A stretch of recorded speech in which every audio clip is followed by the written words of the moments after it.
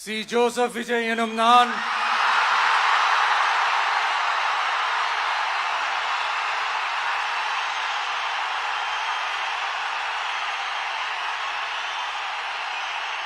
சட்டப்படி அமைக்கப்பெற்ற இந்திய அரசியல் அமைப்பின்பால் உண்மையான நம்பிக்கையும் மாறா பற்றும் கொண்டிருப்பேன் என்றும் இந்திய நாட்டின் ஒப்பில்லாத முழு முதல் ஆட்சியையும் ஒருமையையும் நிலை நிறுத்துவேன் என்றும் தமிழ்நாட்டு அரசின் முதலமைச்சராக உண்மையாகவும் உளச்சான்றின்படியும் என் கடமைகளை நிறைவேற்றுவேன் என்றும்